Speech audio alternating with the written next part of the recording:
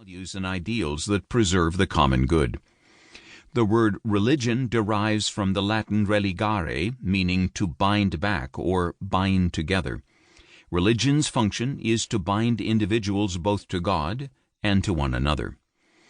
There is no real contradiction between these two purposes. Ideally, they should work together in perfect harmony. But this rarely happens. More often than not, these two functions conflict in various ways, just as individual needs frequently clash with collective ones. One problem arises when an individual has some kind of spiritual experience that doesn't fit with accepted theology. This person poses an apparent threat to the established order, which regards him with suspicion and at times with hostility. He becomes a heretic and an outcast. If he has some personal charisma, and spiritual experience can endow a person with precisely this sort of charisma, he may start a church or a movement of his own. Thus are new religions born. Whether or not this happens, someone with access to an inner source of spiritual insight does not need the church, or does not need it as ordinary people do. Furthermore, such a person often has an inner authority lacking in many leaders of established religions. This was precisely the response Jesus evoked when he began to preach. And they were astonished at his doctrine, for he taught them as one that had authority and not as the scribes. Mark chapter 1, verse 22. Naturally, the scribes, those with a purely external knowledge of religion, are bound to regard this person as a threat to their own power. Of course, the scribes see things differently. They view themselves as guardians of the social order. They say that society needs to have consistent patterns of belief and practice as a way of reinforcing common values. A person with an individual and independent experience of the divine threatens, or is believed to threaten, these values. If the religious authorities have some measure of secular power, as they did in Christ's time and in the Middle Ages, the mystic will be persecuted or put to death. If the authorities have little secular power, as they do today, they will have to content themselves with condemning or at least criticizing him. It's probably unwise to indulge in too much tongue-clicking over this situation. As usually happens, people end up acting mostly as the logic of their circumstances dictates.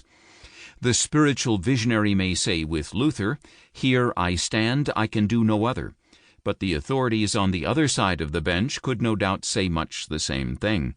They have the task of supporting and strengthening the faith of the majority, of helping them pass through the ordeals of births and deaths and marriages.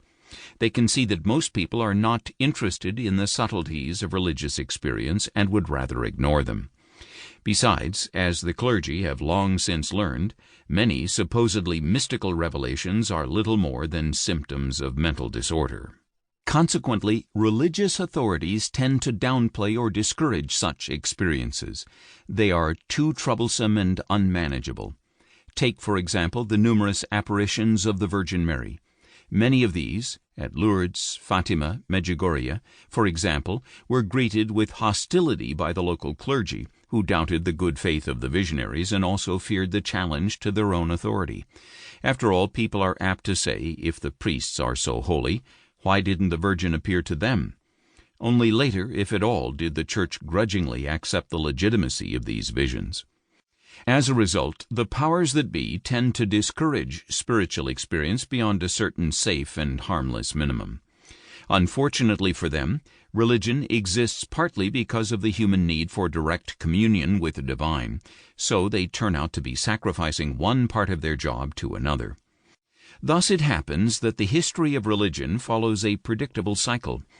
The initial vision of a charismatic founder, himself usually persecuted by the clerics of his time, degenerates as time goes on into a collection of second-hand dogmas.